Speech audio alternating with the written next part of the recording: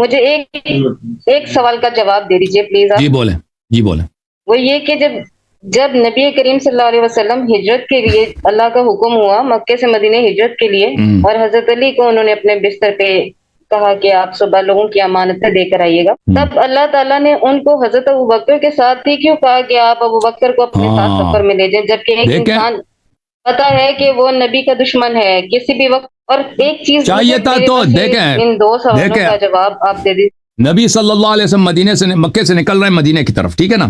اگر کفار نبی صلی اللہ علیہ وسلم کو نہیں پاتے تو ان کا جو جگہ پہ جو شخص کو پائیں گے اس کو تو ضرور قتل کریں گے، بالخصوص وہ کہ نبی صلی اللہ علیہ وسلم کا سب سے پیارا آدمی ہو. دیکھیں امیر المؤمنین علی علیہ السلام اور نبی صلی اللہ علیہ وسلم کے درمیان رشتہ کیسا ہے؟ یہ باپ بیٹوں جیسا رشتہ ہے. کیونکہ نبی صلی اللہ علیہ وسلم اچھی طرح سے دیکھیں، نبی صلی اللہ علیہ وسلم کی پیدائش کہاں ہوئی؟ حضرت عبداللہ علیہ السلام جو ان کے والد گرامی تھے وہ بچپن میں وفات ہو گئے، والدہ بھی وفات ہو گئی.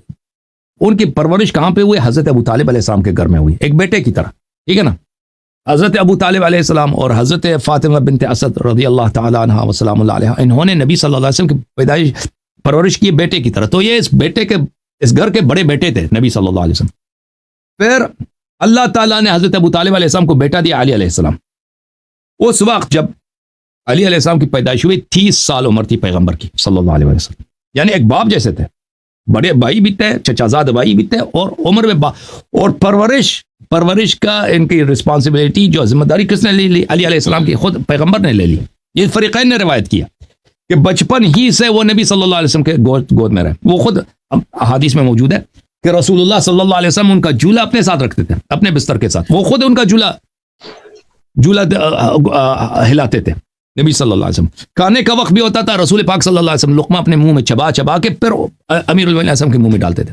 اور عبداللہ ابن عباس کی روایت ہے، وہ کہتے ہیں کہ ہم نے زندگی میں علی علیہ السلام سے زیادہ نیکوکار بیٹا باپ کے لیے جو جس طرح یہ رسول صلی اللہ علیہ وسلم کے لیے تھا ہم نے نہیں دیکھا. اور رسول صلی اللہ علیہ وسلم جس طرح شفقت کے ساتھ علی علیہ السلام کے ساتھ برتاؤ کرتے تھے، اس طرح نیکوکار اور اس طرح مہربان اور اس طرح محبت والا باپ ہم نے دنیا میں نہیں دیکھا. یعنی ان میں باپ بیٹے کا رشتہ تھا اور چچا کا بھائی بھی تھا اور سب سے قریب حضرت علی کی محبت سے تو انکار ہی نہیں ہے نا. آپ سن لینا، نقطہ سن لیں میری بہن. اب اس کو بستر میں سلانا بہت بڑی غلطی ہے، بہت بڑی غلطی ہے. بستر میں کس کو سلانا؟ علی علیہ السلام کو سلانا، کیونکہ کفار کو پتہ ہے کہ سب سے ان کے بیٹے کی طرح ہے.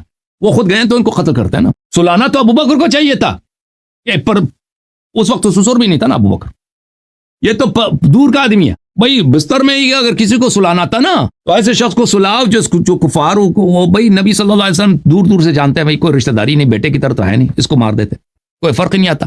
جس کو خطرہ ہے اس کو تو سال لے کے آ جاؤ. لیکن رسول اللہ صلی اللہ علیہ وسلم کو کیونکہ ابوبکر پہ بھروسہ نہیں تھا، اور کفار و مشرکین کے امانات کے رد کرنے کے لیے، واپس پلٹانے کے لیے علی علیہ السلام، حالانکہ بڑا خطرہ ہے کیونکہ کفار نے آپس میں انہوں نے یہ کوئی مذاق کی بات نہیں، انہوں نے آپس میں کیا کیا تھا؟ انہوں نے آپس میں عہد کیا تھا، دستخط کیے تھے کہ ہم نے نبی صلی اللہ علیہ وسلم کو قتل کرنا ہے. اور بھائی جب وہ نکل جائیں گے تو لازمی بات ہے. ابھی سپاہی صحابہ اگر کسی آدمی کو قتل کرنے جائے نا، اس کے گھر میں وہ آدمی نہ ملے، اس کا بیٹا ملے، اس کو چھوڑیں گے نہیں؟ اس کے بیٹے کو قتل کریں گے ضرور.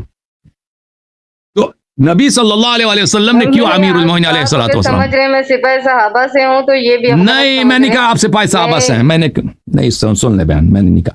اچھا تو یہ عرض یہ ہے، جب نبی صلی اللہ علیہ وسلم ابوبکر کو دیکھیں اپنے بھائی کو خطرے میں ڈال کر، اپنے بیٹے کو خطرے میں ڈال کر، اپنے نور عین کو خطرے میں ڈال کر کفار کا، مشرکین کے امانات پلٹا رہے ہیں، اور ابوبکر کو اس حد تک نہیں سمجھتے اہل کہ کفار و مشرکین کے امانات تک پہنچا دیں. اور بھائی جو آدمی اہل نہیں ہے، اس لائق نہیں کہ کفار کے امانات ان تک پہنچا دے، اس کے لیے نبی صلی اللہ علیہ وسلم اپنے بیٹے، اپنے بھائی، اپنے نور عین کی شہادت کا خطرہ مول رہے ہیں. تو یہ جو کفار کے امانات کے مستحق نہیں ہے تو اسلام کا، نبوت کا، یہ اس کا کیسے مستحق ہو سکتا ہے؟ اس بڑی امانت کا کیسے مستحق لائق ہو سکتا ہے؟ ٹھیک ہے نا.